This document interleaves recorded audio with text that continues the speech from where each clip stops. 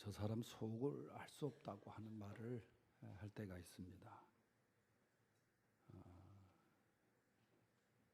저 사람 속은 저 사람 꼭 크레물린 것 같아, 그렇게 말하는 경우도 있어요. 그러니까 크레물린 하면은 옛날에 그 감추어진 그 모스크바의 공산주의의 그 상징적인 그 궁전 아닙니까?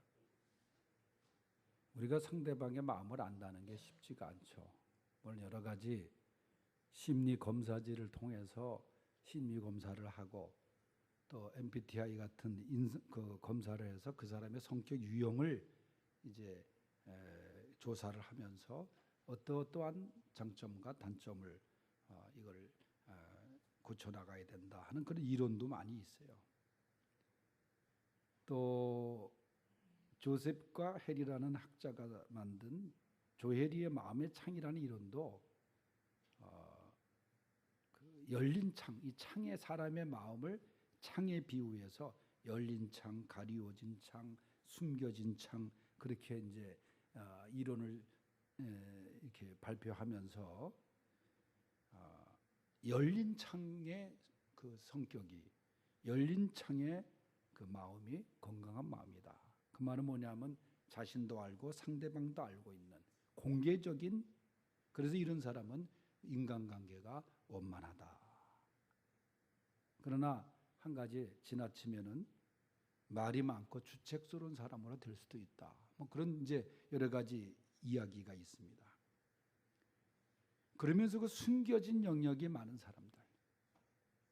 그러니까 나는 알고 있지만은 다른 사람에게 알려지지 않는 그 부분들. 그렇잖아요. 그 사람은 알 수 없는 거죠.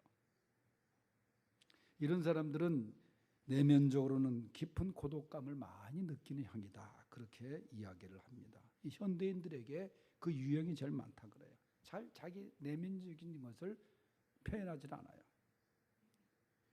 이게 더 미지의 영역이라는 미지의 창, 나도 모르고 다른 사람도 알지 못하는 영역이 누구에게나 있다는 거죠.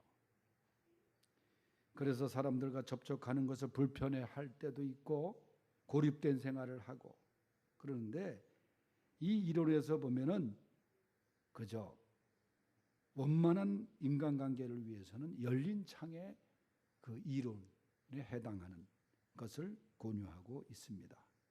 미지의 영역을 줄이고 공개적으로 이제 영역으로 나가는 것이 좋은 인간관계를 이룰 수 있는 것이다. 그렇게 이제 그 이론에서 말해요. 오늘 본문에 보면은 사도 바울이 디모데의 마음을 잘 알고 있다 그랬어요. 네 속에 있는 그런 얘기를 많이 합니다. 5절에 보면은 이는 네 속에 있는 거짓이 없는 믿음. 6절에 보면은 네 속에 있는 하나님의 은사. 그런 얘기를 해요. 그러니까 사도 바울은 이 디모데라고 하는 청년, 정말 아들처럼 아꼈던 청년에게 말하기를 나는 네 속에 있는 그것을 알고 있다. 그러니까 디모데는 참 건강한, 그 어떻게 보면은 그가 이론에 보면 공개적 영역의 사람이라고 할 수 있죠. 그러면서 사도 바울이 네 속에 있는 줄을 확신하노라. 그러면 무엇이 디모데의 마음속에 있는 것인가? 첫째는 청결한 양심이었습니다. 3절을 다 같이 읽어봅니다. 시작. 내가 밤낮 간구하는 가운데 쉬지 않고 너를 생각하여 청결한 양심으로 조상 쪽부터 섬겨오는 하나님께 감사하고. 아멘.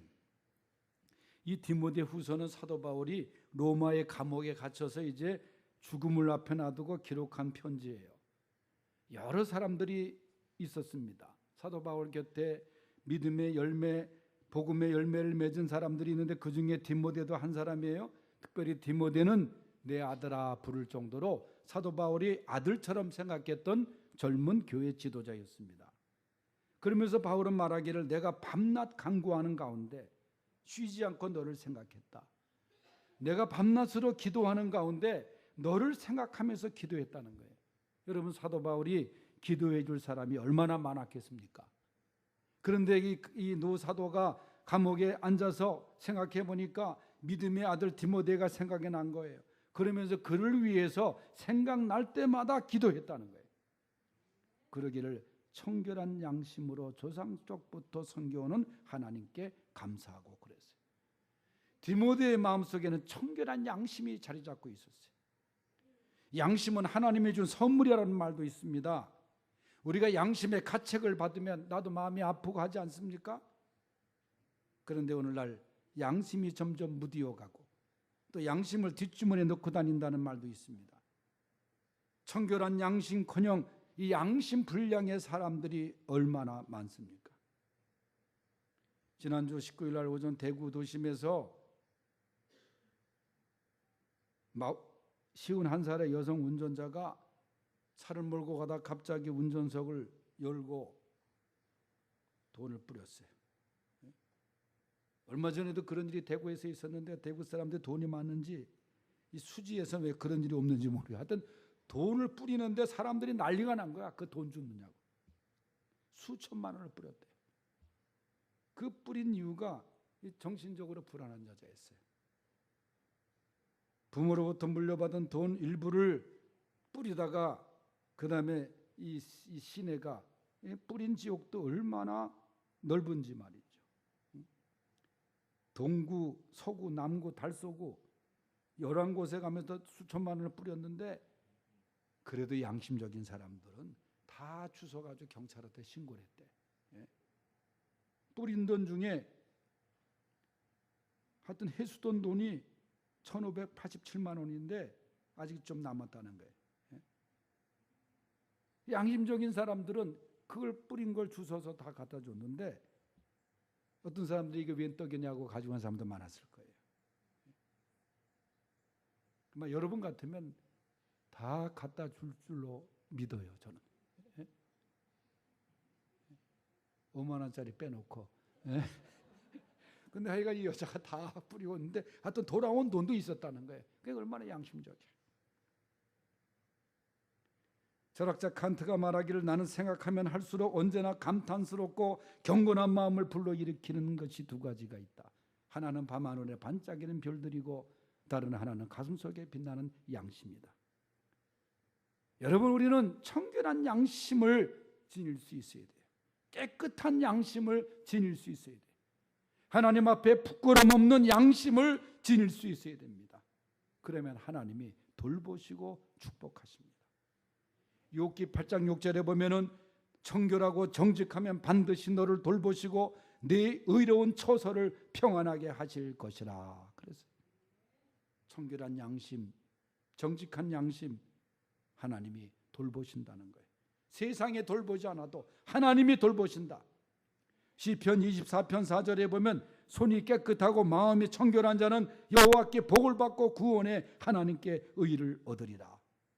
마태복음 5장 8절 마음이 청결한 자는 복이 있나니 그들이 하나님을 볼 것임이라 그랬어요. 디모데 속에 있던 청결한 양심이 여러분의 마음속에도 있기를 바랍니다. 두 번째는 디모데 속에 있는 것은 거짓이 없는 믿음입니다. 5절을 보겠어요. 시작. 이는 네 속에 거짓이 없는 믿음이 있음을 생각함이라. 이 믿음은 먼저 내 외조모 로이스와 네 어머니 속에 있더니 네 속에도 있는 줄을 확신하노라. 아멘. 거짓이 없는 믿음이 디모데 속에 있었어요. 그러면 거짓이 있는 믿음도 있다는 거예요. 형식적인 믿음, 겉으로 보기에 그럴듯한 믿음, 그건 진실한 믿음이 아닙니다. 제가 기독교 학교에서 사역할 때, 교사를 채용할 때 구비 서류 중에 담임 목사 추천서, 그러면 다 그걸 어디서 받아와요. 엄마가 교회 나가는 교회 목사님한테 받아왔든지 아니면 바로 등록해서 받아왔든지, 그러면 심지어는 세례 증명서까지도 세례를 금방 받고 받아오더라고요. 여러분, 그렇게 믿는 믿음이 그건 취직하기 위한 믿음이지 사실은. 그래서 학교에 들어와요. 들어오면은 예배 시간에도 안 들어오고 아주 정교조 앞장서서 하고, 그러다 보니까 이게 아주 막 그 제일 믿을 수 없는 추천서가 목사님 추천서라는 거예요. 다 좋게 써주니까. 이 믿음에도 그럴듯한 믿음은 있어요. 형식적인 믿음. 보여주기 위한 믿음.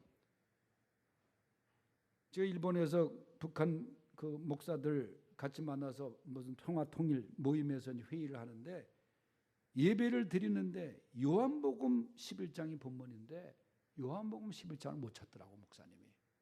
어디서 공부를 했는지 공부도 안 했지만 아니 목사가 요한복음 11장을 못 찾는 목사가 어디 있어요.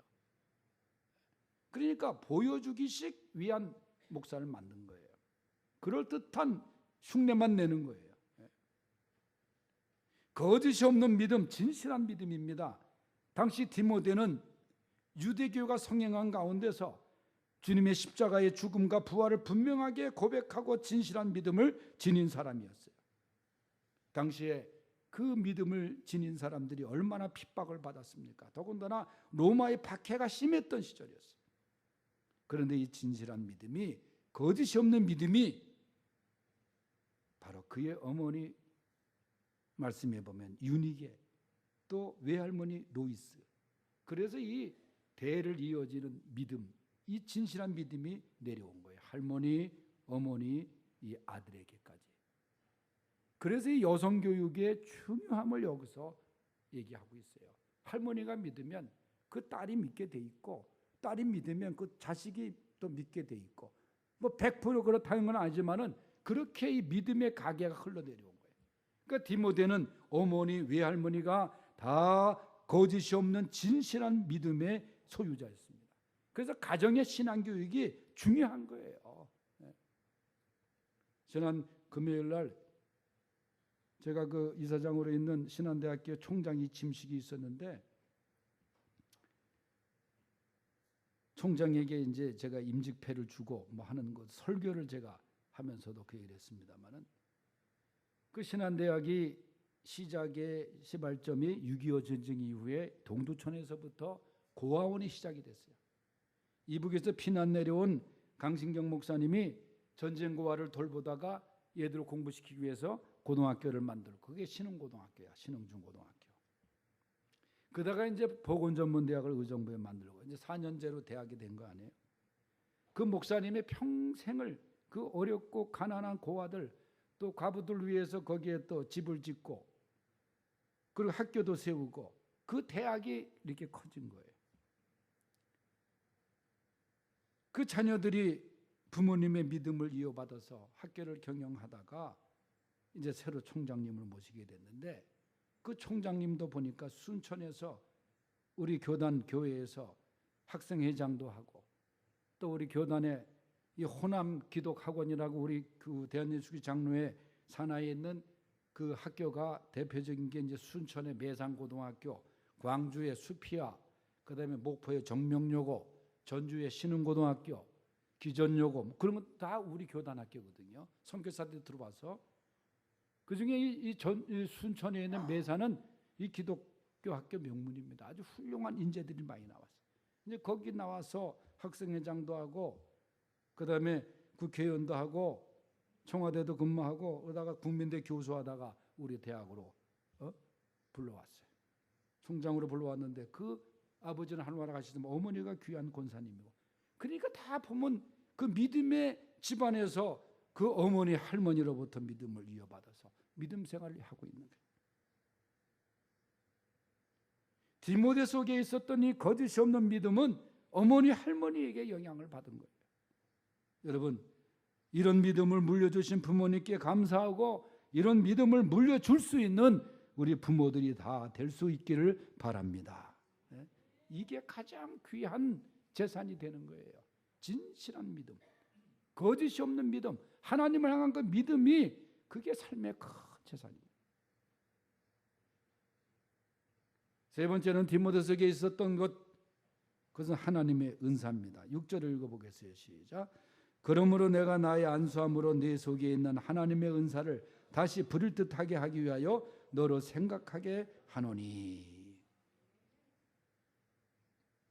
사도 바울은 이 디모데가 안수를 받을 때, 자기에게 안수를 받을 때 그때 하나님의 은혜가 임했던 것, 하나님의 은사가 디모데 마음속에 있는 것을 다시 부를 듯 일으켜라.